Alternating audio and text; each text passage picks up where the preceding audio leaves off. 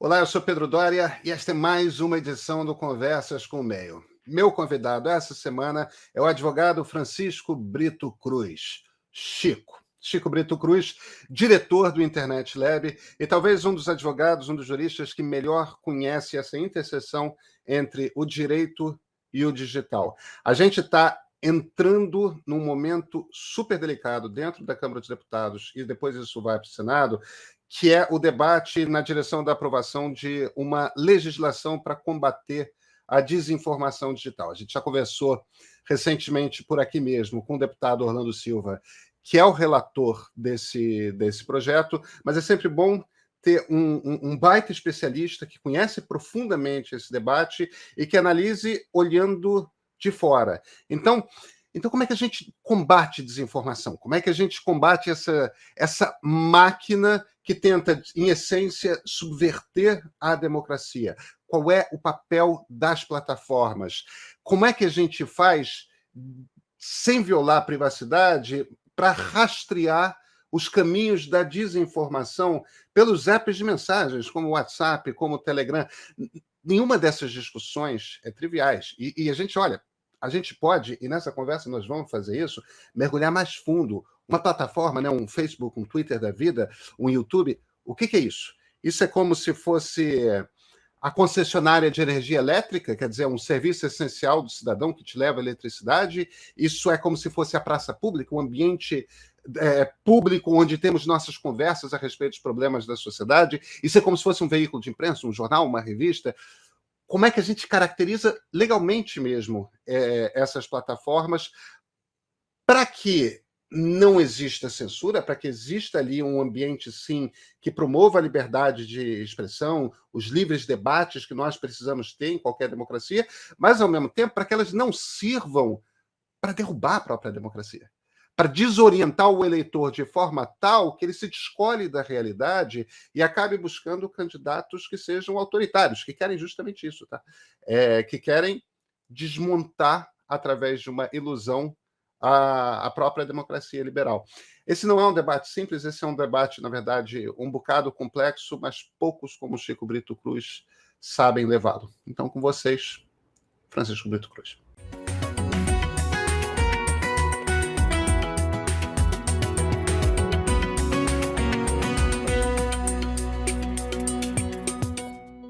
Francisco Brito Cruz, muito obrigado por ter aceitado o convite aqui para a conversa. Feliz de estar aqui, Pedro. Francisco, posso chamar de Chico?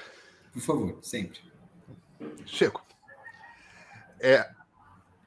temos para ir a plenário uma lei das fake news. Eu entrevistei há pouco tempo o deputado Orlando Silva, que é o relator dela na Câmara dos Deputados. Está mudando muito o texto que veio do Senado, né? A primeira coisa que chama atenção, e eu acho que nos puxa para uma discussão conceitual que é interessante, é o seguinte: ele fez uma escolha que é muito defensável de, numa lei de fake news, não definir desinformação, não definir o que é fake news. Você concorda com essa escolha? Como é que você vê o tipo de texto que nasce a partir do momento que você decide que você não vai definir desinformação? Pedro, acho que tem uma definição de desinformação, só para fazer talvez a ressalva, tem uma definição de desinformação no crime que ele criou, né? Ele usou uma definição da legislação eleitoral que basicamente diz que é proibido, é um crime eleitoral você divulgar o tal do fato sabidamente inverídico. Claro que isso gera um monte de interpretações diferentes do que é fato sabidamente inverídico, mas isso é uma coisa que os tribunais brasileiros já aplicam. Isso não é uma definição que vale para toda a lei, vale só para aquele crime. Mas, enfim, só para fazer a ressalva. Mas, de fato, ele não cria uma definição de desinformação. E eu acho isso positivo, Pedro. Acho que leis que tentam circunscrever esse fenômeno com uma definição e dizer que isso aqui, dessa definição, é uma coisa ilícita, uma coisa que tem que ser proibida, né? Elas geram uma necessidade de que as pessoas interpretem aquilo, que tem alguém que interprete aquilo e alguém que faça a fiscalização daquilo, né? E aí surge aquela clássica pergunta que todo mundo, desde o momento que essa história de fake news começou a ficar muito aquecida, sempre faz. Quem vai ser o árbitro da verdade? Né? Vão ser as plataformas que vão aplicar? Vai ser o judiciário que vai ficar aplicando? Vai ser o judiciário que vai dizer o que é verdade e o que é mentira? E eu acho que isso reduz a discussão de desinformação, Pedro, que, como sabemos, é muito complexa. Isso reduz a uma questão de desinformação, o que é o que é mentira. E aí vem aquele pessoal que fala, mentira sempre existiu. Bom, eu não acho que o problema da desinformação que a gente esteja tratando aqui seja especificamente só um problema de o que é mentira ou o que não é mentira. Né? Eu acho que o problema que a gente está tratando aqui, a gente chama de desinformação, mas é uma coisa mais... É um bicho um pouco mais complexo do que isso. Né?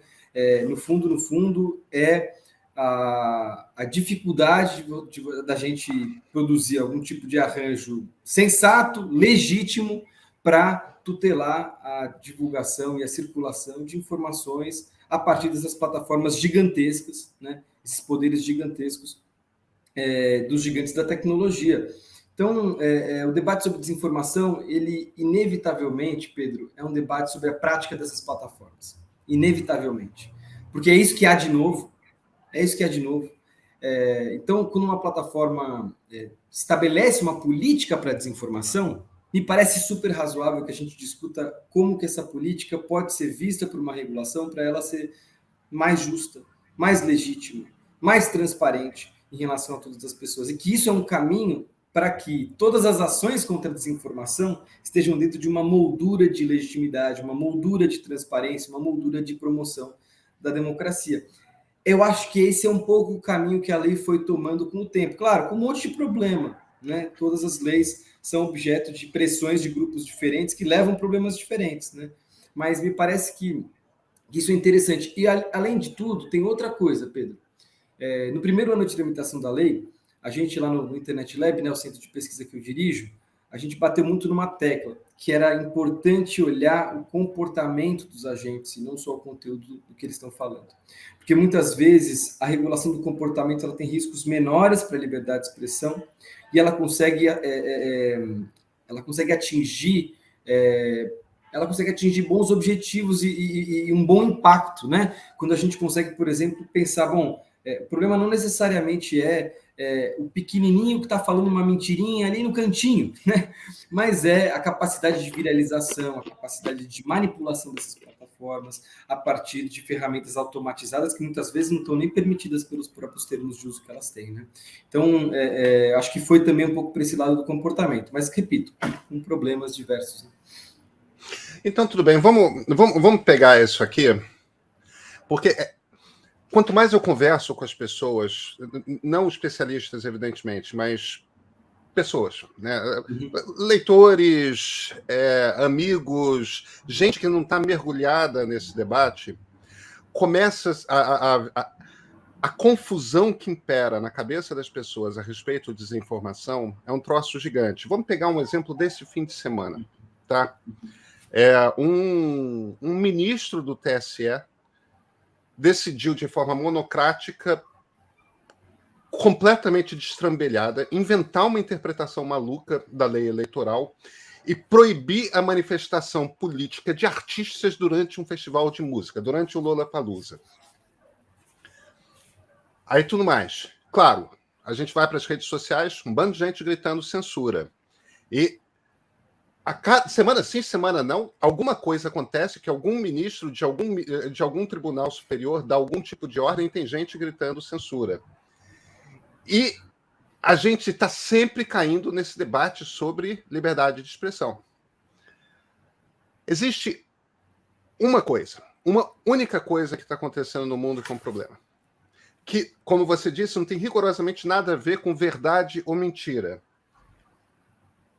Um grupo de agentes políticos, em geral no mundo ligados à extrema-direita, mas não apenas, dominou a maneira como você usa as ferramentas das plataformas de comunicação digital, principalmente as redes sociais e os serviços de mensageria, tipo WhatsApp, Telegram, etc., e conseguiu, usando técnicas que são razoavelmente sofisticadas de manipulação, quase que criar uma realidade paralela. Eles usam disparos em massa, eles criam toda uma narrativa de...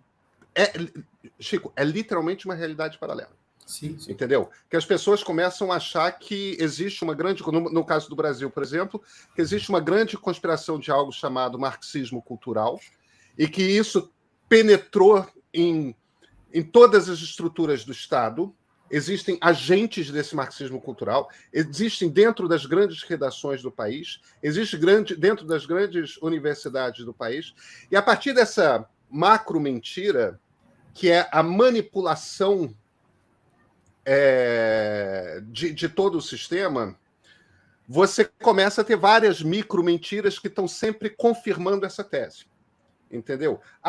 Tal lei a respeito de ensino de educação sexual, na verdade, isso é uma coisa para fazer com que os seus filhos virem gays, ou virem trans, ou virem não sei das coisas.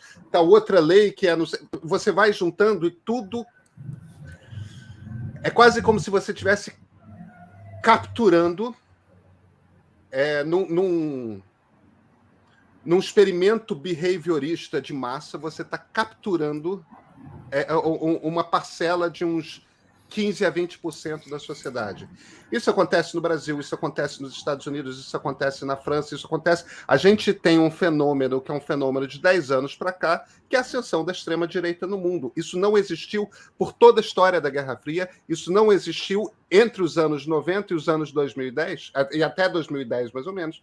Isso é um fenômeno absolutamente recente que bate com a entrada predominante das redes sociais e dentro das redes sociais dos algoritmos de machine learning para decidir o que vai ser distribuído. Quer dizer, a gente está falando de uma máquina profissional e usada com certo requinte de manipulação e de captura de uma parcela do eleitorado. A gente não está falando de mentiras políticas, a gente não está falando... Isso é um fenômeno muito parecido com o que aconteceu na maneira como se foi usado o rádio pelos fascistas nos anos 30. Ou seja, de propaganda antidemocrática. Estamos falando de propaganda antidemocrática. De propaganda antidemocrática. Quer dizer, a gente está falando de ameaças reais à democracia.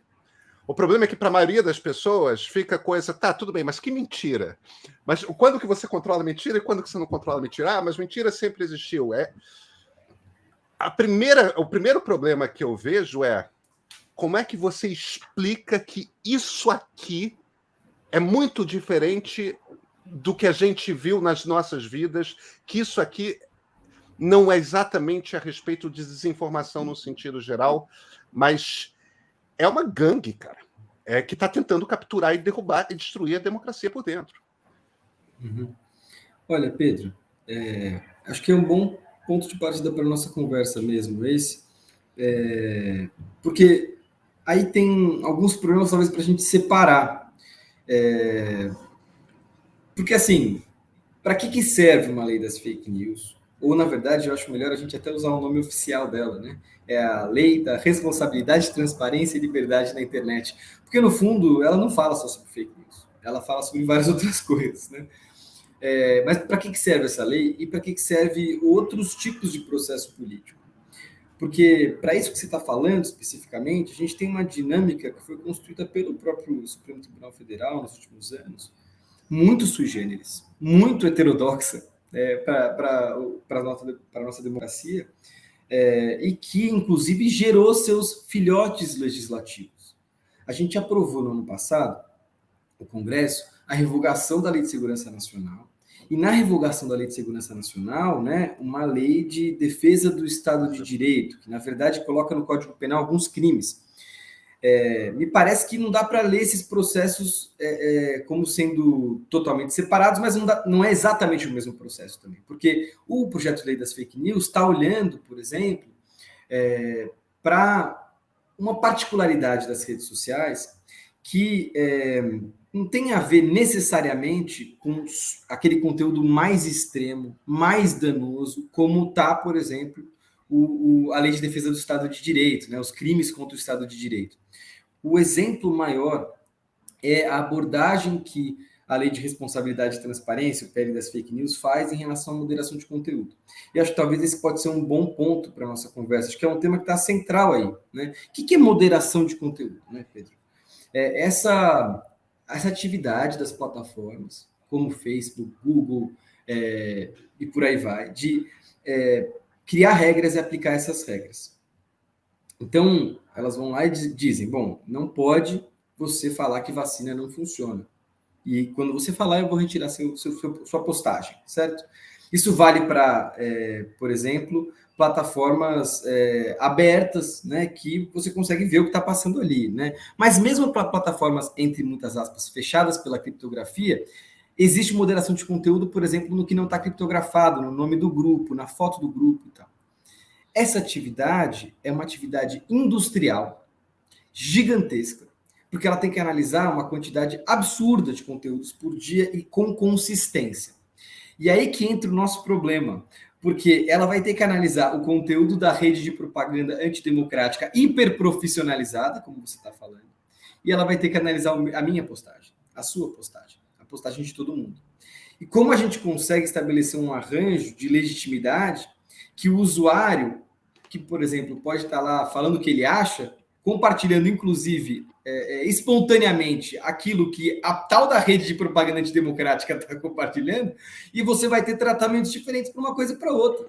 Porque também é aquela coisa, a gente teve um pouco na nossa última conversa aqui, acho que faz 2 anos, a gente conversou muito sobre o impacto da tecnologia, né? Se as pessoas queriam ser capturadas por esse tipo de rede, ou se essa rede as manipulava, né? O que vem antes, o ovo ou a galinha? O ponto é a gente entender que, bom, tem usuários diferentes. E esse tipo de sistema vai ter que ser aplicado a todos. Então, a gente vai ter que ter, vamos dizer, uma área do nosso sistema jurídico, da nossa regulação, mais pesada para pegar aqui aquela parte mais pesada, mais extremista, mais que precisa ser tratada até do ponto de vista do direito penal, e vai ter que ter uma outra parte para olhar para o atacado, vamos dizer assim. Né? E no atacado, Pedro, a gente está indo meio mal. Vamos também conversar um pouco sobre isso. Né? A gente teve o Facebook Papers, por exemplo, nos mostrou um monte de coisa. Nos mostrou que tem diferença de investimento nesse tipo de sistema de país para país. Então, tem país que tem moderação de conteúdo melhor que outro. Nos mostrou, e esses processos nos mostram também que a gente tem regras muito boas para o contexto, por exemplo, norte-americano, e não necessariamente tão boas para o contexto brasileiro. E por aí vai, tem um monte, esse sistema no atacado também tem um monte de problema, né? Então, enfim, para responder sua pergunta, acho que a gente tem que diferenciar um pouco os processos, mas saber o que eles têm a ver. E eles têm a ver. Tem coisa que tem a ver. Por isso que eu acho que o deputado Orlando criou um crime, né? E o crime é super uma tentativa de delimitar uma coisa que é muito mais grave, que vai eventualmente ser tratada do ponto de vista penal, né? Eu acho que a gente... Esse é um problema fundamental, Pedro. Essas redes são um problema fundamental. Mas não vai dar para tratar ela só com regulação de redes. A gente vai ter que tratar de outros jeitos. O STF está ciente disso, me parece. Né? Ele não está tratando só dessas redes como se fosse um problema que apareceu na internet, e se você fechar a torneirinha da internet, está resolvido ali. Né? Eles foram atrás das pessoas, estão tentando extraditar pessoas, eles estão tentando prender pessoas. Eles prenderam um deputado. Né? Enfim, essas coisas não são desprezíveis para esse debate. Não são. E tem aquela coisa da velha tática desde Al Capone, né? Passou pelo Nixon, né? O follow the money. Quer dizer, quem que está financiando a coisa? Que é uma excelente tática, inclusive, de você localizar como é que a máquina funciona. Sim. Você acha que o texto como ele está resolve o problema da regulação? Do ponto de vista da máquina de desinformação profissional? Eu não acho que... Resolve seja um termo um pouco forte. Você acha que ele chega perto? Eu acho que tem coisa lá que chega perto. Mas eu acho que o texto também traz problemas que podem ser um veneno inoculado com o antídoto. Né? Não gosto da previsão de imunidade parlamentar que tem no texto. O deputado Orlando Silva fala que isso é uma repetição do que está na Constituição. Não é verdade. Quando ele diz que a imunidade parlamentar se estende às redes sociais, ele está abrindo margem para o judiciário interpretar que as redes sociais não podem fazer moderação de conteúdo contra conteúdo de parlamentares, e me parece que elas deveriam poder. Porque parlamentares podem fazer coisas horrorosas nos seus perfis. Parlamentares fazem coisas horrorosas. Exato, Pedro, exato. E mais do que isso, às vezes o próprio perfil do parlamentar pode ser hackeado e a rede social pode ter que derrubar o perfil. Né? Enfim, um monte de particularidades. Mas, por exemplo, esse é um ponto que eu acho péssimo. Eu acho que se passar, não vai ajudar, vai atrapalhar. Né? Mas me parece que outros pontos são positivos. Você não poder monetizar um perfil de interesse público, né? Uma conta de interesse público, ou seja, você fechar a torneirinha da monetização justamente desses parlamentares que usam seus canais, no fundo, com uma máquina política, né? Para irrigar uma rede de propaganda, me parece razoável, até porque esses perfis são mantidos com dinheiro público, né? Isso é um ponto que entra positivamente. Relatórios de transparência, Pedro. Muita gente olha para isso e fala assim, para que fazer relatório de transparência? Isso é tão soft, né, para essas empresas, elas só vão ter que falar o que elas estão fazendo. Isso despreza a história dos últimos 5, 10 anos de pressão em relação a essas empresas, que nos mostra que essas empresas só se moveram no momento que a gente soube o que estava acontecendo ali e sabia o que pedir. Sem saber o que pedir, a gente não consegue nada. A sociedade não consegue nada. E a gente só vai saber o que pedir se a gente sabe o que está acontecendo, minimamente. Né? Então, a transparência é fundamental para a gente ir avançando. Então, assim, me parece que o texto ele tem pontos positivos e pontos negativos. E o papel da sociedade civil é bater no que é negativo e elogiar o que é positivo. E a gente vai divergir. Agora, eu não sou daqueles, Pedro, que acha que tem que engavetar o processo e vamos discutir daqui a não sei quantos anos. Entendeu? Vamos discutir. O trem já saiu da estação, no mundo inteiro. Né? E na hora que o trem sair da estação, o papel de quem está se importando é ir atrás e ficar repetindo o que é ruim e ficar repetindo o que é bom. Né? Então, eu acho que esse é o papel da sociedade civil também nesse processo. Pois é, o que o deputado Orlando Silva não fala a respeito da imunidade para os parlamentares, eu tenho a mesma impressão que você. Ele só parece estar repetindo...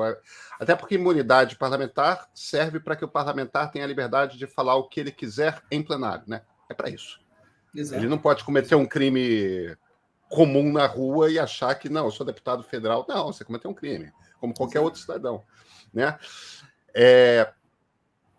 Mas tem uma coisa que o deputado Orlando Silva não fala, mas que acontece, que é inevitável, é o seguinte: se você não garantir essa imunidade parlamentar, os deputados bolsonaristas não vão votar a favor da lei e ele precisa desses votos, né?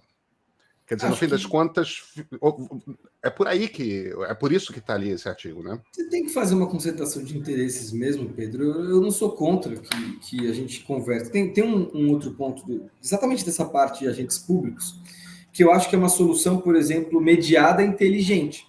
Você fala, a conta de interesse público. Né? Então, na conta de interesse público, ela não é blindada a priori, mas o que o deputado Orlando fez foi, se, por algum motivo, a rede social vai lá e age contra a conta, tira a conta do ar, isso foi abusivo, e a conta está sendo operada conforme os princípios da administração pública, do tipo, ela não está sendo operada para enriquecer ninguém, ela não está sendo operada para favorecer pessoalmente ninguém, você pode pedir que ela volte na justiça, depois. Esse tipo de coisa me parece uma solução mais mediada, e eu não acho absurdo, apesar de que é importante a gente lembrar que isso cria, no caso a caso, um dever da plataforma carregar aquele conteúdo. E esse é um ponto, Pedro, que aí dá até para a gente conversar sobre o que está acontecendo hoje nos tribunais. Hoje, nos tribunais por aí, a gente já tem essas ações que querem obrigar, ou dizer que as plataformas estão obrigadas a carregar alguma coisa que elas não querem carregar. O que eu estou querendo dizer com isso? São aquelas ações que podem vir da esquerda ou da direita, que dizem, você, Facebook, você deletou esse perfil aqui, você não podia deletar esse perfil aqui, não. Porque esse perfil aqui é o meu perfil, minha liberdade de expressão, você está me censurando. É uma interpretação, na minha opinião, errada da lei brasileira, porque a lei brasileira não obriga uma plataforma de internet a carregar nada que ela não queira carregar. Claro, se você teve um descumprimento do que a plataforma prometeu com o usuário, né, que ela falou assim, olha, eu não vou te derrubar nessa hipótese, e ela descumpre isso, faz sentido ir na justiça, claro que faz sentido, né? Porque é um contrato que você quer que se cumpra, ou um abuso de uma posição contratual assimétrica, né? De que eu, plataforma gigante, estou agindo contra o pequenininho e cerceando ali. Mas dizer que as plataformas hoje estão a priori obrigadas a carregar, seja lá o que for, que é um pouco o raciocínio que o governo fez naquela medida provisória no ano passado. Você se lembra? Que aquela medida provisória lançada no dia 6 de setembro. O que eles falavam? Falavam o seguinte, mudaram o Marco Civil e disseram, plataformas quaisquer não podem derrubar, não podem remover conteúdo, a não ser o conteúdo que eu vou listar na minha lista de exceções. E, obviamente, essa lista de exceções era curtíssima, né? Então, você chega num cúmulo que se eu tivesse um site que as pessoas postam receita de bolo, como você fazer moderação temática, você aplicar uma regra do tipo, você postou uma receita que não é de bolo, eu vou tirar. Eu não poderia tirar, né? Porque não estava na lista de exceções que o governo fez, né? É a padronização total dessas regras num núcleo muito pequeno, numa interpretação que imaginava que as plataformas, quando agem contra o conteúdo de seus usuários, estão indo sempre contra a liberdade de expressão. Isso não é verdade, Pedro. Ter ambientes diferentes na internet com regras diferentes, aí é a minha opinião, né? Ter ambientes diferentes com regras diferentes aumenta a liberdade de expressão. A moderação de conteúdo pode ser, né? A moderação de conteúdo, essas regras privadas que as empresas aplicam e tal, pode ser um instrumento de promoção da liberdade de expressão. Até porque é aquela coisa. Tem um colega no Internet Lab que sempre fala isso. Uma sala de concerto, um barzinho e um show, uma casa de shows. Os 3 espaços têm moderações de conteúdo, entre aspas, diferentes. Você não pode pegar seu celular no meio da sala de concerto, mas talvez no barzinho você possa. Você pode conversar ali do lado. O que é melhor para a liberdade de expressão? Que tudo seja igual? Ou que cada um possa ter regra diferente? Né? Mas é claro, é uma interpretação muito instrumental do que é liberdade de expressão para proteger essas redes de propaganda, né? Antidemocrática, naquele caso específico também. E me parece, Chico, que existe uma certa confusão propositalmente instaurada, na verdade, que é o que democracias liberais garantem como liberdade de expressão é você, como cidadão, ser protegido da opressão do Estado, né? O Estado é que não pode censurar você, porque quando o Estado censura você, impede você de se manifestar, em geral, ele te impede de se manifestar em todas as instâncias, em qualquer espaço. Se você não pode falar no Facebook, mas você pode falar no Twitter, se você não pode falar no Twitter, mas você pode botar um vídeo no YouTube, se você... a gente está falando de empresas privadas que têm suas regras próprias. Não é assim que devia funcionar? Não é assim que democracias sempre funcionaram? Pedro, só queria fazer um parênteses aí, talvez. Porque eu me incomodo quando a defesa da liberdade de expressão ela começa a ser atravessada fortemente por uma defesa da liberdade de iniciativa, da liberdade de empresa. Né? Eu não acho que você fez isso, mas eu acho que muita gente nesse debate, né? Inclusive todo mundo foi para o Supremo naquele momento da medida provisória, né? Que Bolsonaro, a chamada MP das fake news, né? Que ele proibiu a moderação de conteúdo, a não ser naquelas hipóteses lá enumeradas. Muita gente foi para o Supremo dizendo que isso feria a liberdade de empresa. Eu não acho que isso fere a liberdade, necessariamente. A liberdade não fere a liberdade de expressão porque fere a liberdade de empresa. Eu acho que isso fere a liberdade de expressão, porque criar espaços diferentes é importante para a liberdade de expressão, porque você ter moderação de conteúdo e prevenir a violência ou o ataque, né, a um grupo minoritário protege a expressão desse grupo minoritário, né, ou subalternizado. E aí entra no que você falou. Bom, a liberdade de expressão é a liberdade contra o Estado. Botaria um porém aí. Acho que o que particulares fazem pode ter a ver, ou pode afetar o espaço de expressão que se tem, né? Mas é importante que se saiba que não é a mesma coisa. Né? O Estado tem poder de calar alguém, de colocar uma indenização, de proibir alguma coisa na esfera pública e tutelar isso de uma forma que nenhum particular possui. Né? E, claro, aquilo que a gente sempre ouve por aí, né? Se você sai de uma rede social, você pode ir para outra. né? Você pode falar na esfera pública, seu direito a se expressar em outros canais não foi cassado, só ali, especificamente. Né? E pode ser que você está em desacordo com as regras daquele espaço e não com as regras de outro. Mas eu acho que a conduta de particulares afeta. Porque, por exemplo, se uma rede social gigante, que ocupa um espaço de dominância em um determinado país, não estabelece nenhum processo razoável, por exemplo, para aplicar suas regras, que seja transparente, que às vezes seja ciente de que vai errar e precisa de processos para corrigir o erro, se não explica as regras em português, se não faz nada disso, ela está afetando a liberdade de expressão das pessoas. Né? E isso não é bom. Isso não é bom. Né? E por isso que eu defendo, Pedro, no projeto de lei, ou seja, lá em qual projeto de lei sobre plataformas, que haja, nessa parte de moderação de conteúdo, que hajam determinadas garantias procedimentais para os usuários. Então, tem que ter a regra em português. Tem que ter uma capacidade de você questionar, pedir uma revisão do que você... da decisão da plataforma. Né? Tem que ter transparência sobre como ela está aplicando suas regras. E tem uma coisa muito engraçada, Pedro, mas eu vou fazer uma provocação, uma anedota com base nessa discussão de moderação de conteúdo. Né? As pessoas reclamam muito disso.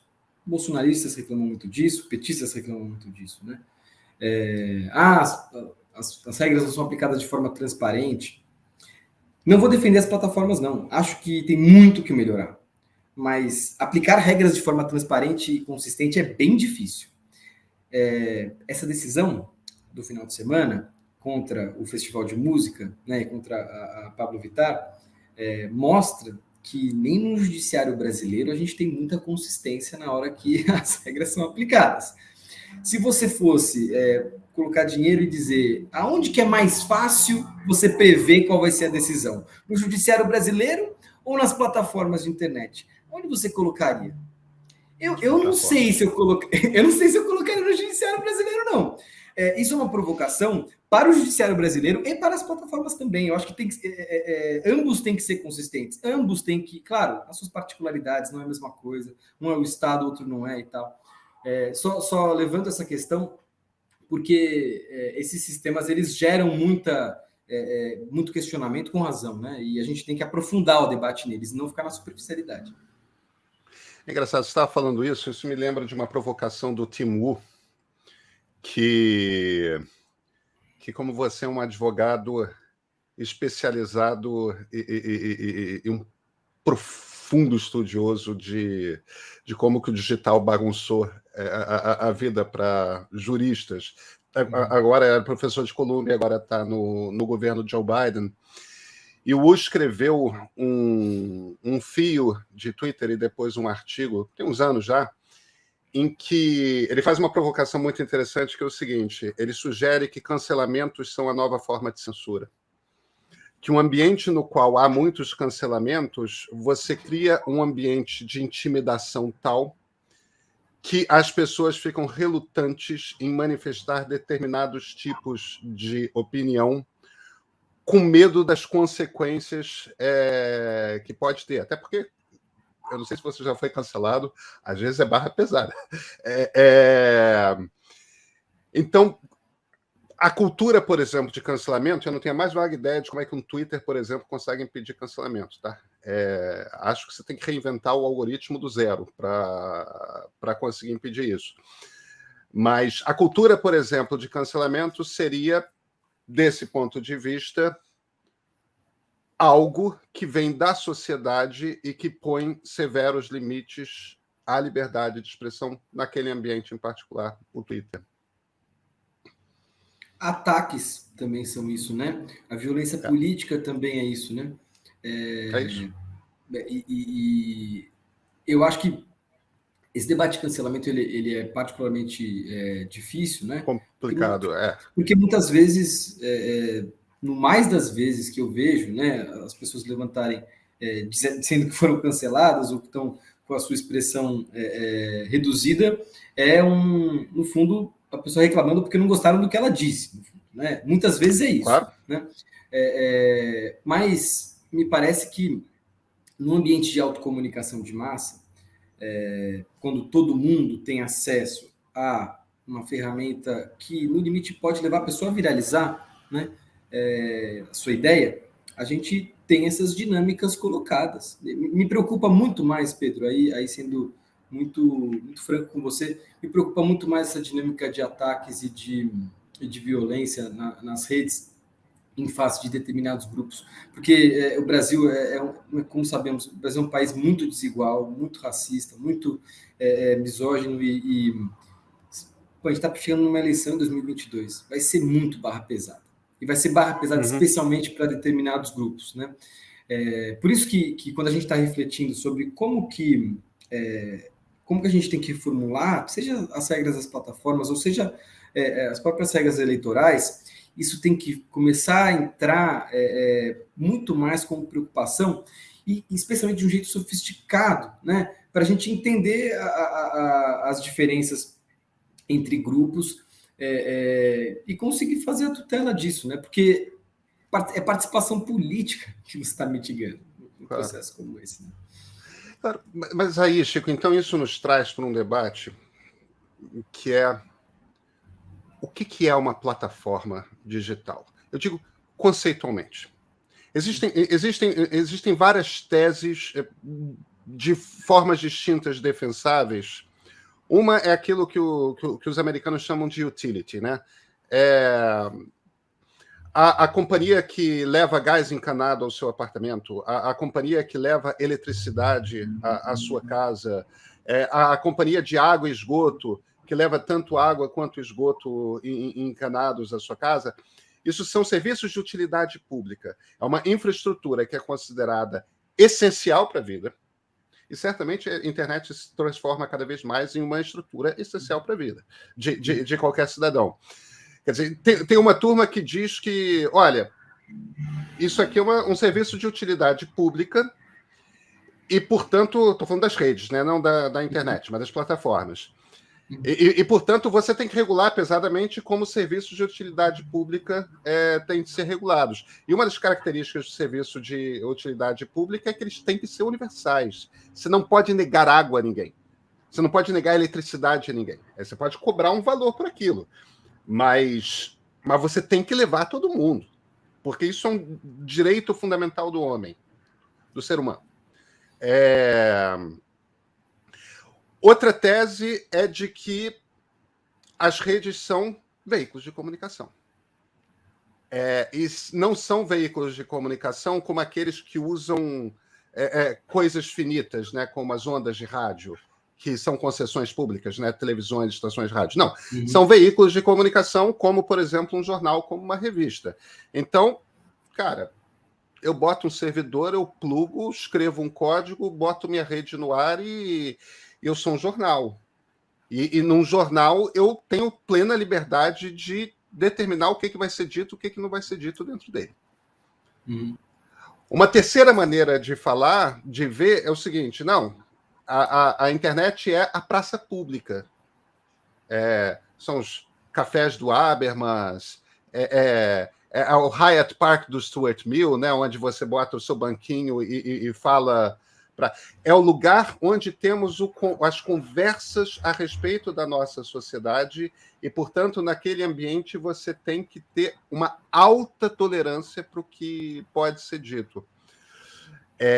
Mas uma praça pública privada é muito... Se a internet, se as plataformas são a praça pública, são um ambiente onde nós temos a conversa a respeito da sociedade, é muito complicada a privatização. Aí, se é isso, o Facebook não tem direito de determinar quais são as regras lá dentro, não. Ele pode até ter, de alguma forma, o controle agora, o controle tecnológico, tudo mais, mas as regras tem que ser o Estado, enquanto representante da sociedade, que tem que determinar.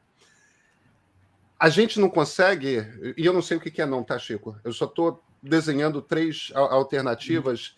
Eu sei que o deputado Orlando já tem uma tese ali na lei. O que está previsto nesse momento no texto e como é que é a sua visão de o que essas plataformas são? Tá. Deputado Orlando, Pedro, para já começar do que está no texto, né? ele fez um movimento recentemente de abraçar uma dita equiparação de redes sociais, mensagerias e tal, com meios de comunicação.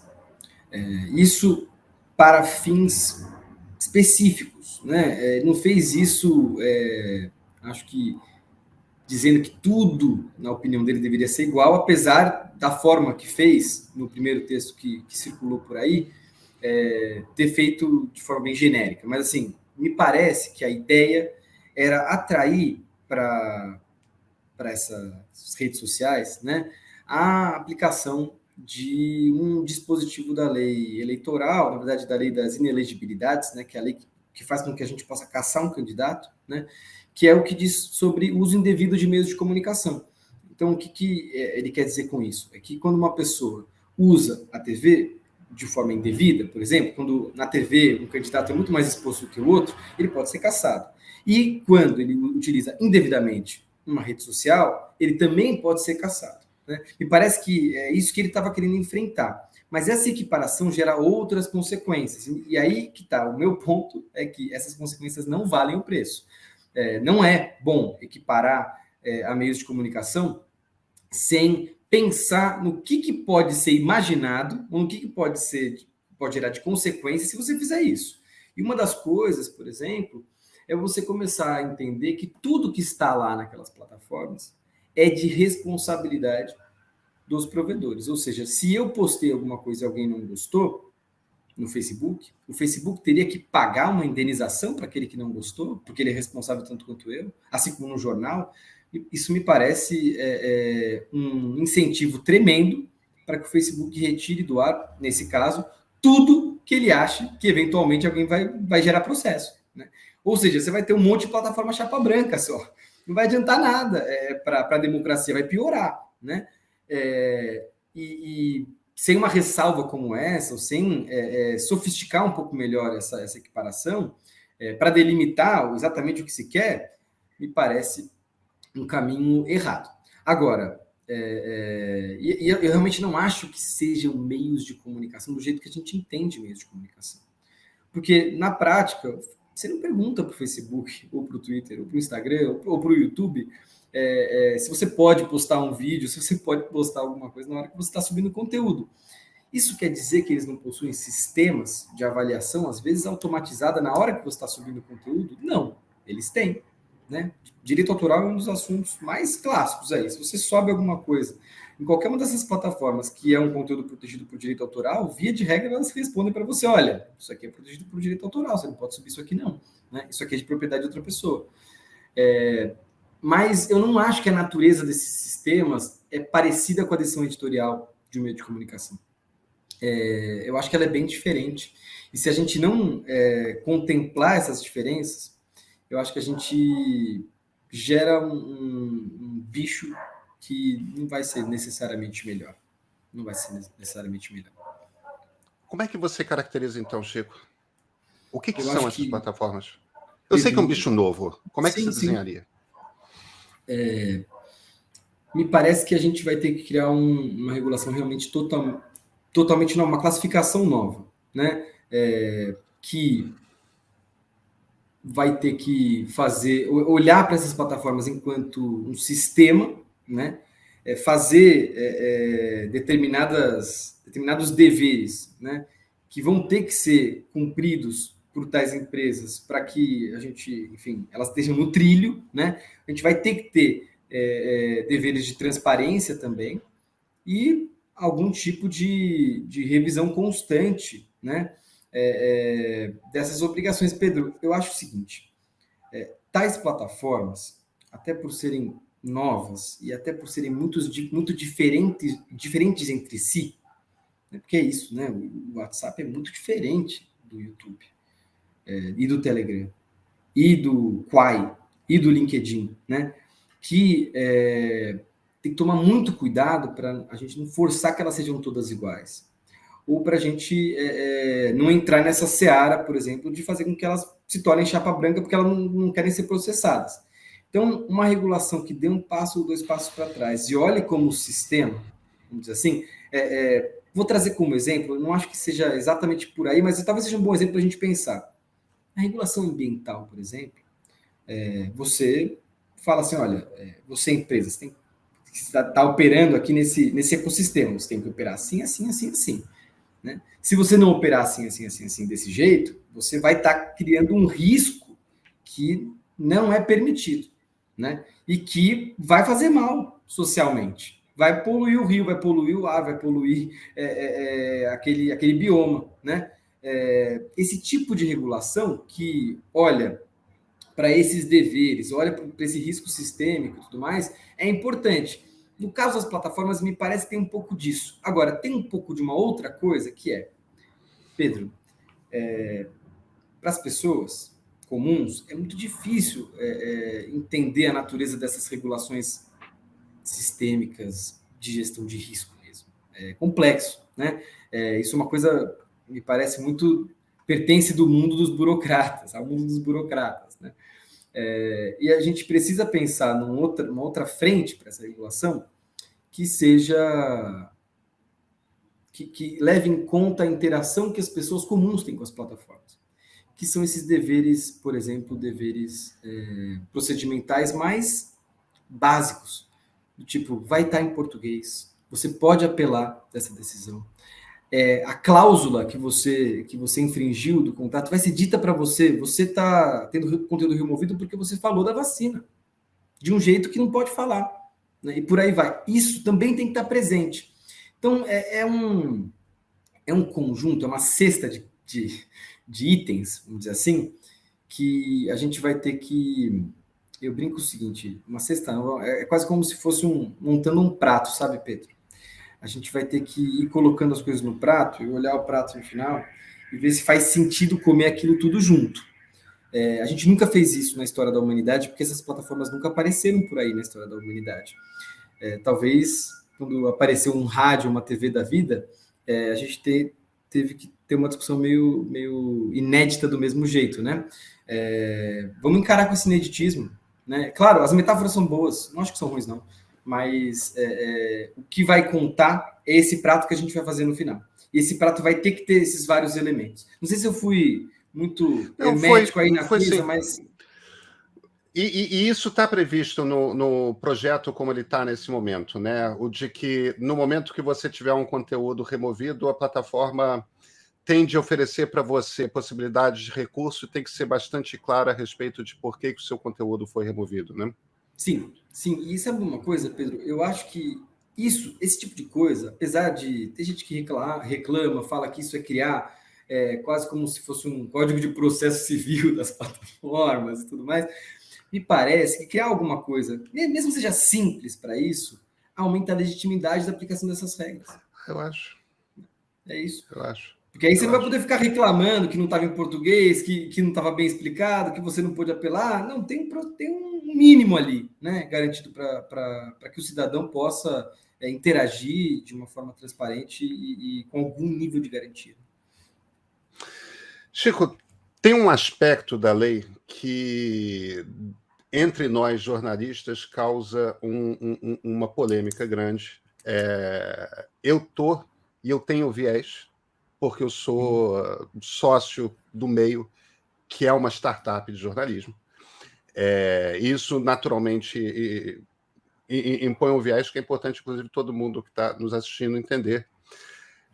Mas que, na nossa opinião, e de muitas startups jornalísticas, vai botar no mercado das empresas jornalísticas uma distorção, que é a obrigatoriedade, como já está prevista na legislação australiana, de que Google, Facebook, etc., as grandes plataformas, quando veiculam conteúdo produzido pelas empresas jornalísticas, paguem por esse conteúdo. Hoje, você bota o link pronto, essas empresas seriam... Aparentemente, uma das maneiras de você descrever a intenção aí é o seguinte: democracias precisam de jornalismo, o domínio, o monopólio ou duopólio estabelecido por Google e Facebook na publicidade digital sugou o dinheiro que sustentava boa parte da produção do jornalismo. Isso seria uma maneira de as plataformas devolverem. Mas o que aconteceu na Austrália, em essência, é que 2 ou 3 empresas muito grandes ganham muito dinheiro das plataformas e todo o resto não ganha quase nada. É quase que você criar uma proteção de mercado. Essa, pelo menos, é a interpretação que muitos, eu, inclusive, fazemos. Como é que você vê esse aspecto? Você acha, primeiro, que esse é um problema que tem que ser resolvido? E na sequência, a sua impressão é de que a melhor maneira de resolver esse problema é essa? Pedro, acho que... Bom, eu sou a favor de remunerar o jornalismo. Eu também sou. E isso acho que é o ponto de partida, né? O jornalismo é ainda mais essencial hoje em dia. Olha o que a gente está passando, olha, né? Olha, 2 anos de pandemia, enfim.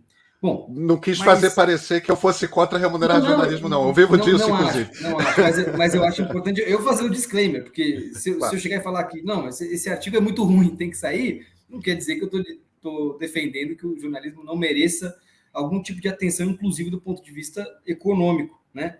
A gente tem que pensar nas melhores formas, mas eu aprendendo com colegas que discutem aí as políticas públicas de comunicação, as formas de democratizar também a mídia no Brasil, e além disso, Pedro, os problemas que a gente tem ainda, desigualdades que a gente tem ainda do ponto de vista da informação, né, no Brasil, os desertos de notícia, os problemas dos veículos que são menores ou que estão em territórios de risco, enfim, me parece que se a gente não pensa nesse assunto com calma, vai prevalecer a lei do mais forte.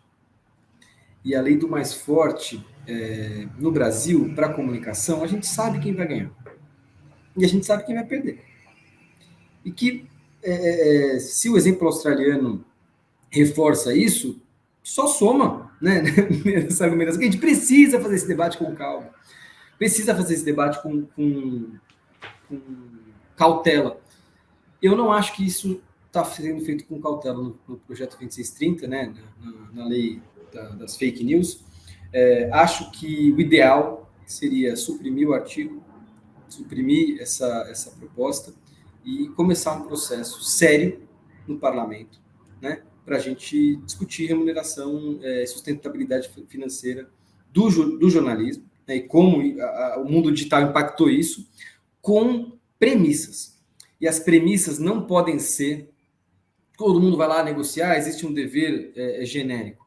As premissas devem ser mais sensíveis a essas diferenças e assimetrias, né? Porque se não forem, o que a gente vai estar fazendo é deixar que a lei do mais forte haja, e eu acho isso ruim para esse ecossistema, né? Porque esse ecossistema tem problemas. E Pedro, nesse ponto, tem até uma outra questão. A gente tem uma dependência de caminho que é complicado. Porque durante muito tempo, esse debate sobre como criar instrumentos de Estado para elaborar políticas públicas de comunicação, né, e promover o jornalismo, promover a atividade jornalística, proteger essa atividade, essa discussão ficou bastante bloqueada, né? Por vários pontos, vamos dizer, vários conflitos que aconteceram na década de 90 e 2000. Né?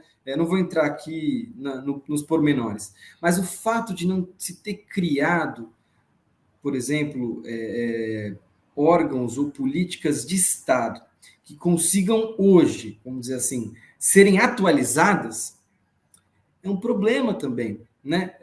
Países da Europa que conseguiram criar esses instrumentos têm hoje, vamos dizer assim, um mediador para esse debate, que está olhando para o interesse público, que está olhando não só para, né, o que esse ator econômico estão pensando, mas está tentando olhar para a comunicação, para o direito à comunicação.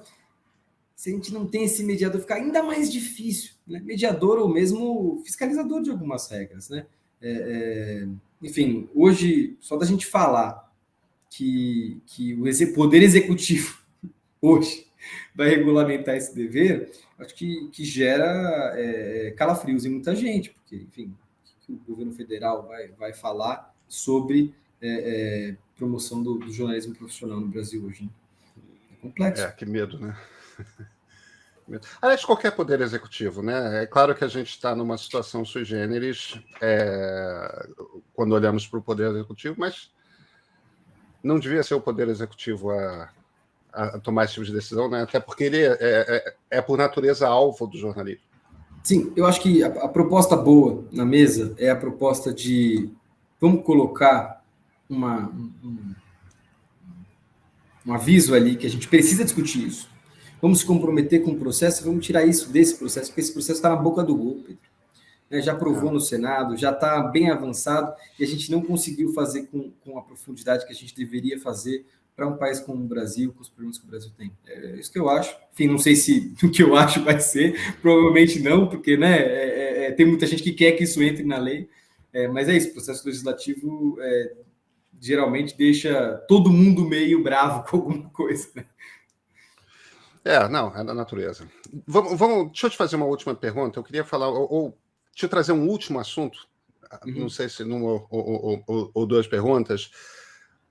Serviços de mensageria. Na última eleição, o WhatsApp era absolutamente dominante. O WhatsApp continua sendo uma plataforma quase universal no Brasil, uma das raras plataformas quase universais no Brasil. O WhatsApp é um troço que todo mundo usa, ou todo mundo que tem smartphone. E a gente está num país em que existe mais de um smartphone por pessoa, embora nem todas as pessoas tenham smartphones, né? Mas é um instrumento bastante próximo da universalização, ou tanto quanto a digitalização chegou. Telegram está se tornando... Cara, mais de 50 milhões de brasileiros já usam Telegram. Isso não é pouco. Isso é 1/4 dos brasileiros. Um pouco menos que 1/4 dos brasileiros e crescendo. Pavel Durov, o CEO do Telegram, era o inimigo público número 1 do TSE, até que a perspectiva de um IPO o fez perceber que talvez ele tenha que obedecer à legislação de cada país onde ele opera, e aparentemente caminhou para jogar o jogo como as outras plataformas jogam, ou seja, reconhecendo a legitimidade dos tribunais brasileiros, etc. Existe um debate aí que por conta da natureza do WhatsApp e do Telegram, que encriptam ponta a ponta as mensagens, ou seja, as plataformas não têm como ter noção de o que eu estou dizendo para você quando eu te mando um zap, quando eu te mando uma mensagem por Telegram. Por conta dessa natureza, você não tem muito como moderar. Muita gente boa defende a ideia de que as plataformas de mensageria deveriam ter, pelo menos, como ser capaz de fazer o caminho reverso de uma mensagem. Ou seja, eu recebi uma mensagem encaminhada e a mensagem é uma fake news, que é um crime eleitoral, que pode mudar a eleição, uma coisa radical, tudo mais. Eu tenho de poder chegar numa delegacia de polícia civil e falar, olha aqui, essa mensagem é um crime. Aí o delegado vai falar, essa mensagem é um crime. E o MP vai se virar e vai chegar para o Telegram, vai chegar para o WhatsApp. Eu quero saber quem que originou essa mensagem. E as plataformas teriam de poder fazer esse caminho reverso e identificar. O que, Chico, cá entre nós, ia ajudar, inclusive, a desmantelar muitas dessas fazendas de envio massivo de informação. Agora, tais como são essas plataformas hoje, tal como o código está escrito dessas plataformas hoje, isto não é tecnicamente possível. Você seria obrigado a reescrever parte do código e mudar a plataforma e, de certa forma, quebrar um tipo de anonimato que está previsto arquitetonicamente na plataforma.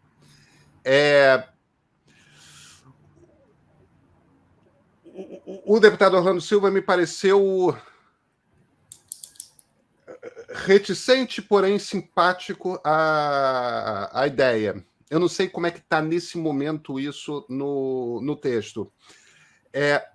Como é que você olha para isso? Como é que está no texto?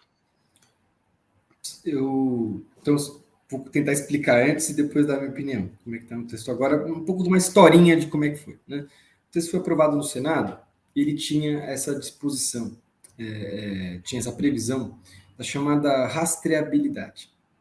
E tem variações disso, Pedro. Tem gente que acha que isso devia valer só para eleição, tem gente que muda parâmetros de tempo de guarda dos dados, muda tempo e tal. Mas a ideia é basicamente a seguinte: toda mensagem que é enviada no WhatsApp, ela pode viralizar. E na hora que ela viraliza, ela deixa de ser privada e se tornou semi-pública ou pública, né? E por conta disso, ela precisa ter autoria. A gente precisa saber quem que fez aquela mensagem. E aí, você tem que criar um sistema para marcar essa mensagem. Tem muita gente que diz, não, mas aí a gente só faz para as mensagens chegarem mais de 1.000 pessoas. Olha, sendo muito sincero, Pedro, eu não consigo imaginar um outro jeito a não ser marcando todas as mensagens, porque você não sabe quais vão viralizar ou não. Né? Então, para você cumprir essa norma, você vai ter que coletar metadados e guardar esses metadados durante algum tempo, 3 meses, 1 mês, sei lá quanto, de todos os brasileiros. Todas as mensagens de WhatsApp, de Telegram, ou seja lá, de qual aplicativo de mensagem. Essa, para mim, é uma insanidade. É uma insanidade do ponto de vista da privacidade, porque isso cria um baú do tesouro para pessoas que querem investigar e controlar as outras, que a gente nunca criou na história do Brasil. E assim, o nosso sistema de justiça criminal tem muitos caminhos de abuso. Né? Você criar isso para mim, uma solução muito desequilibrada. Né? Bom, isso aconteceu naquele momento. Foi aprovado isso. Com justificativas. Né? Enfim, você fez você trouxe um pouco dessa justificativa. Mas o que aconteceu? Na hora que o texto foi para a Câmara, o deputado Orlando Silva, que foi relator da Lei Geral de Proteção de Dados, é sensível às questões de privacidade e proteção de dados, mudou. E conhece o assunto. Exato, conhece mudou. O assunto bastante bem. Exatamente, mudou o arranjo. Ele é aconselhado por alguns acadêmicos, inclusive da proteção de dados, né? Pesquisadores, advogados. Qual que é o arranjo novo? É criar algumas previsões para você conseguir fazer investigações no WhatsApp que são mais parecidas com um grampo, né? Então, você tem uma suspeita que alguém está fazendo alguma coisa de errado no WhatsApp, você pode passar, entre aspas, a grampear aquela pessoa. Você não vai receber as mensagens da pessoa, porque elas são criptografadas, mas você vai receber as interações que aquela pessoa teve. Então, você vai conseguir reconstruir toda a rede que aquela pessoa conseguiu fazer. E a partir disso, você vai saber quais celulares você vai ter que aprender para investigar. Porque em qualquer investigação que passa por aplicativos de mensagem, o básico do básico é você pegar o celular e ver o que está lá. Porque com a criptografia de ponta a ponta, você só consegue ler o conteúdo com o que está na ponta. Né? E você consegue reconstruir a rede com esse sistema, né, com esse grampo, a partir de uma suspeita. Né? Aí alguém vai dizer, bom, mas isso não vai identificar o autor. Me parece que essa objeção, ela despreza uma coisa, Pedro, que identificar o autor não é a única coisa que está em jogo para a gente enfrentar essas redes de desinformação. Especialmente quando a gente está falando de um aplicativo que no centro do problema está a questão da viralidade, ou seja, a viralização de conteúdo. Vou dar um exemplo olhando para a pandemia. Tão importante quanto descobrir de onde veio o vírus é discutir as medidas para evitar que ele seja super espalhado. A gente proibiu o evento, né? A gente proibiu as pessoas entrarem em lugares fechados sem máscara. Criou-se uma lógica, né, de constrangimento social, inclusive, em torno disso, para o bem. Então, como é que isso se daria no WhatsApp? É tão importante assim a gente descobrir assim, quem exatamente foi a primeira pessoa? Porque uma fábrica de desinformação pode pegar uma notícia velha que foi criada por outra pessoa. Né? Enfim, tem muitas questões por aí, mas o deputado Orlando fez isso. Me parece que foi um avanço do ponto de vista da privacidade. Mas ele também fez outra coisa. ele falou, bom, isso aqui é para investigar, mas eu também vou tentar mudar a arquitetura desses sistemas, para não deixar que eles viralizem demais conteúdo. Porque, como está criptografado, é mais difícil de investigar mesmo, né? É mais difícil de você entrar e saber quem está falando o quê. Então, ele colocou no texto uma série de obrigações para que essas plataformas cumpram, que, por exemplo, entram em choque com o modelo do Telegram, que é um modelo muito mais, vamos dizer, parecido com uma rede aberta, por mais que seja um aplicativo de mensagem. Se você me permite, Pedro, explicar um pouco por que eu acho que esses dois aplicativos eles são parecidos, mas eles são diferentes. Esses dois aplicativos sofreram pressões, quase como se fossem bichos. Eles sofreram pressões evolutivas diferentes, né, na seleção natural dos aplicativos. O WhatsApp, ele, no Brasil, por exemplo, ele sofreu uma pressão enorme das autoridades, uma pressão enorme da sociedade civil.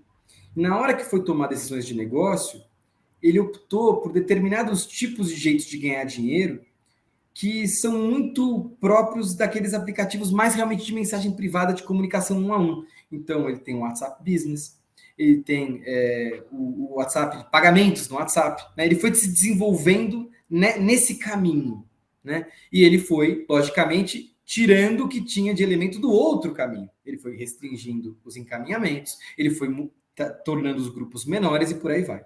O Telegram não estava submetido a esse tipo de pressão, porque ele não estava nem aí com as autoridades brasileiras, até porque ele era pequeno no Brasil em 2018. Né? Era grande, dependendo do jeito que você olha, mas ele era bem menor do que o WhatsApp, vamos dizer assim.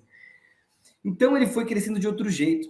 E o jeito que ele escolheu ganhar dinheiro, anunciado pelo Pavel Durov, né, nos últimos 2 anos, é fazer uma plataforma de anúncios nos canais públicos. Ou seja, ele foi evoluindo para ser muito mais parecido com uma rede social do que o WhatsApp. E o que o projeto de lei das fake news faz na parte de mensageria privada vai contra esse modelo. Ele vai entrar em choque com o modelo do Telegram, se for aprovado. Né? Pensar nessas duas coisas, nesses dois aplicativos evoluindo de forma diferente, é interessante a gente até para a gente ver hoje o comportamento dos dois.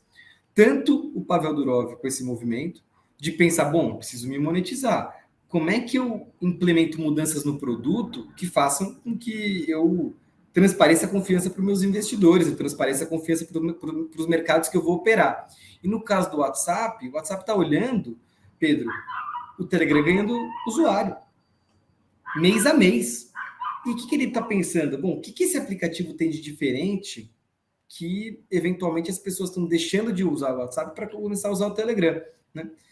E de fato, se você não tem a mesma pressão sobre os dois, é um pouco um incentivo um pouco confuso, né? Especialmente em relação ao WhatsApp, né? Porque qual o incentivo que você está dando? Tudo isso que você está fazendo para conter a viralização e tudo mais. É bom, mas o outro lá que está fazendo não está fazendo nada disso, eu vou deixar rodar, né? Enfim, isso é um processo bastante complexo. Agora, minha opinião sobre o texto. Eu acho que o texto está lá, nessa mudança que o deputado Orlando Silva fez, uma mudança inteligente e equilibrada. Vai ter gente que acha que, não, melhor a gente fazer de outro jeito, melhor a gente voltar como estava. Eu acho que olhar desse jeito é apostar num caminho que vai vulnerabilizar a comunicação das pessoas. E vulnerabilizar a comunicação das pessoas nesse momento do Brasil, eu acho muito arriscado. Porque não vão ser só as redes de propaganda extremista que vão se organizar pelo WhatsApp ou pelo Telegram. Vai ser o povo, né, no momento que estiver defendendo a democracia daqui para frente, nos próximos 6 meses, 1 ano, 2 anos, que vai precisar desses aplicativos seguros para defender a democracia também. Né? E na hora que você vulnerabiliza para um, você vulnerabiliza para outro, né, Pedro? Chico, última pergunta. Qual é a sua perspectiva para essa eleição que a gente vai enfrentar esse ano? Você acha que ela vai ser punk como a de 2018? Pior ou melhor do ponto de vista da manipulação da informação no meio digital? Olha, eu acho que tem uma coisa já de saída que vai ser diferente, que é o questionamento do processo eleitoral. Né? Isso a gente não tinha em 18. E isso é uma ferida, é uma chaga que vai ser difícil de lidar. Agora, pensando no processo em si, né, Pedro, eu estou partindo do contexto, partindo do pressuposto, aliás, que vai ter confusão. Vai ter confusão, né? E aí, enfim, não sou sociólogo que está olhando para movimentos sociais, para os grupos extremistas e contra a democracia, mas do que eu leio, vai ter confusão. Ela está contratada. Ela não necessariamente vai dar exatamente no lugar que tais grupos querem, mas eventualmente ela vai servir, né, como um meio de negociação para uma solução, inclusive, antidemocrática. Né? Mas, enfim, partindo do pressuposto que vai ter confusão, eu acho que a gente vai ter que estar de olho no papel desses árbitros, né? Porque é quase como uma final de Libertadores, Pedro. Enfim, eu sei que você gosta de futebol, me parece uma certa final de Libertadores. Tem um time catimbando muito o árbitro, né? Quem são os árbitros nesse caso? É o TSE e também são as plataformas que vão aplicar suas regras privadas, né? Então, olhar para o comportamento desses árbitros é fundamental, porque eles vão dar o tom, inclusive, para garantir que o jogo acabe e quem ganhou o jogo efetivamente ganha. O TSE fez um movimento de ir atrás das redes, de tentar, vamos dizer, dar coesão para isso. Os termos de cooperação que o TSE fez envolvem treinamento das suas áreas de comunicação para que o TSE saiba utilizar as redes, mas também envolvem a aplicação das regras privadas dessas redes sociais. Agora o Telegram entrou, então basicamente todas as redes aderiram, né? E eu acho que eles fizeram isso do ponto de vista bem pragmático. Eu acho que o TSE entra hoje no processo eleitoral de uma maneira muito mais pragmática do que 18. Com algumas mudanças de regra, né? Eles proibiram disparo em massa, tentaram trazer regras de proteção de dados também para o jogo, mas tem um risco, né? Na ação excessiva, né? Quando o juiz da final da Libertadores age demais, né? E se torna um personagem do jogo, o jogo também pode desandar. Né? Então, é um papel muito delicado, né, que esse árbitro vai ter. E do lado das plataformas, eu acho que a gente está observando as janelas de discussão sobre as políticas das plataformas irem fechando com o tempo. E a gente tem que aproveitar essas janelas para cobrar das plataformas determinados pontos. Pedro, o que eu estou querendo dizer com isso? Vai ter uma janela para a gente discutir quais são as políticas que vão valer, quais são as regras que vão valer, que elas vão aplicar. Tem uma outra janela de pressionar para que elas façam investimento em equipes que sabem lidar com conteúdo em português, que vão ser grandes o bastante para lidar com o nosso processo eleitoral, que sabem dessa complexidade. E vai ter um momento de eleição que a gente vai ver todo esse sistema que elas construíram em prática, e que a gente vai ter que cobrar consistência, né? A gente viu movimentos aí, teve o YouTube que anunciou, né, uma mudança nas suas regras. Eu acho que a mudança nas regras do YouTube, ela serve para a gente conversar sobre um ponto dessas regras, em relação às outras plataformas também, e mesmo em relação ao YouTube, que é, para uma eleição tão tensa num país como o Brasil, a gente precisa de regras aderentes ao nosso contexto. Então, para o Brasil, não importa tanto assim uma regra, por exemplo, uma regra num termo de uso da plataforma, que diga que você não pode falar que o candidato a presidente não nasceu no Brasil. Isso não é exatamente... tudo bem ter, mas assim, isso não é exatamente a regra que a gente mais vai utilizar, porque essa não é uma discussão do contexto brasileiro. Isso é uma discussão do contexto do Obama nos Estados Unidos. Né? No contexto brasileiro, quais regras que a gente precisa? Elas têm que estar olhando para 2018, que nem o YouTube também, né? Falar, bom, não ocorreu fraude em 2018. Elas têm que estar olhando para a natureza das urnas eletrônicas e dessa discussão. Elas têm que estar olhando para o nosso processo de apuração, entender como ele funciona e entender como é que elas vão se adaptar a esse processo de apuração, que é muito mais rápido do que nos Estados Unidos, que é controlado por uma autoridade central, o TSE. Né? Todas as plataformas precisam passar por um processo interno de revisão dessas políticas de integridade eleitoral, para que essas políticas sejam aderentes ao contexto brasileiro. uma vez com boas políticas, a gente vai ter que pressionar por uma aplicação consistente.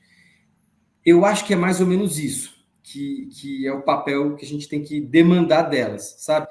Agora, do ponto de vista político, Pedro, aí eu vou assistir as suas outras conversas aqui e tentar entender quem que vai ganhar, quem que vai perder em cada estado, ou como é que vai, o que vai ser mais elemento do ponto de vista de campanha. Talvez um último ponto a anotar essa questão da violência política, né? A gente, no Leb, está muito dedicado a isso também, de tentar monitorar esses processos de ataque a candidatas, por exemplo, e me parece que, por ser uma eleição violenta e pela violência no Brasil, tem um aspecto de gênero forte, tem um aspecto racial forte, isso também deve aparecer muito, e a gente conta com que esse árbitro também marque falta especificamente nessas faltas, né? Porque são justamente esse tipo de comportamento que pode alijar setores da participação política democrática. Chico Brito Cruz, muito obrigado pela conversa. Eu que agradeço, Pedro. Um prazer estar aqui e vou seguir acompanhando as conversas que você tem aqui, são sempre muito boas. Obrigado.